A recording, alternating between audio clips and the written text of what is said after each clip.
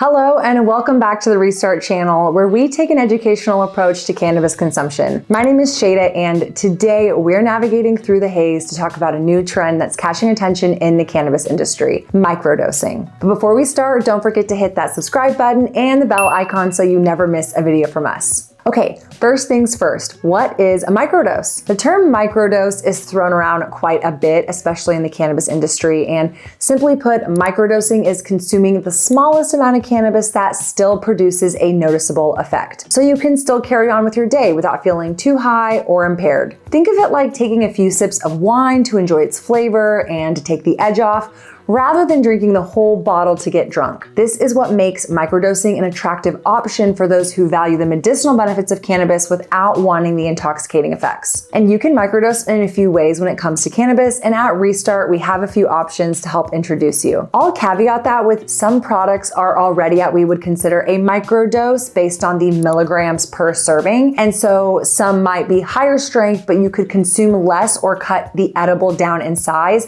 to adjust ultimately how many milligrams you are taking. For example, when it comes to smoking, a microdose could be achieved by taking 1 or 2 puffs or inhales from a joint, a pipe, or a cartridge, and then waiting to see the effects before proceeding. But note that everyone's inhalation is different, and if you have questions about what consumption method is best for you, check out our video on consumption methods and bioavailability. However, when it comes to truly microdosing, in my opinion, that's where edibles and sublingual oils come in. And luckily at Restart, we have pre-microdosed options. Now, you're probably wondering, how do you microdose edibles? The first rule of microdosing is to start low and go slow. The standard microdose for edibles is around 2.5 milligrams to 5 milligrams of THC, but this still might be too much for some people. In that case, you should start with 1 milligram of THC. And we have gummies that start at 2.5 milligrams of THC. We have gummies that start at 5 milligrams of THC. We have hard candies that start at 2 milligrams of THC,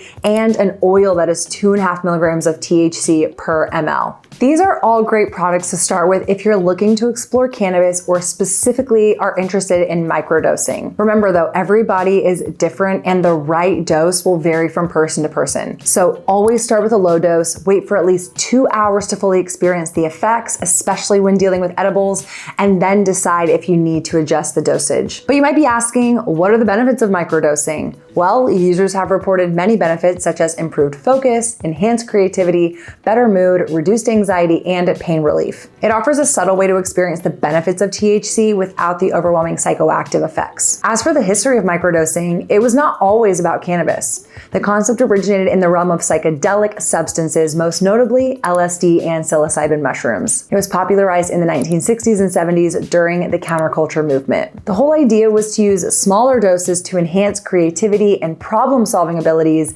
instead of using high doses for spiritual or recreational purposes. It was only later that the concept was introduced to the world of cannabis, and since then it has been gaining popularity for its subtler, more manageable effects. So is microdosing cannabis for you? Only you can make that decision. It's important to remember that even though it has its benefits, cannabis is still a potent substance. It should be treated with respect and used responsibly. Do your research, talk to a healthcare provider, and most importantly, listen to your body. It's your best guide in determining what works for you. If you want to talk to a cannabis nurse, remember we're a member of Leaf 411, a cannabis nurse staffed hotline, and offer a code that will waive the consultation fee if you want to talk to a medical professional about your specific needs. With that said, microdosing can be a great entry point into exploring THC, and at Restart, we're here to support you along your Canna Curious journey. You can shop 24/7 on our website, restartcbd.com, and if you're local to Austin, you can come visit us in our retail dispensary. We welcome you in store to shop with us and ask your questions. So, okay, that wraps up our conversation on microdosing cannabis. Remember, the journey to understanding cannabis is a marathon, not a sprint.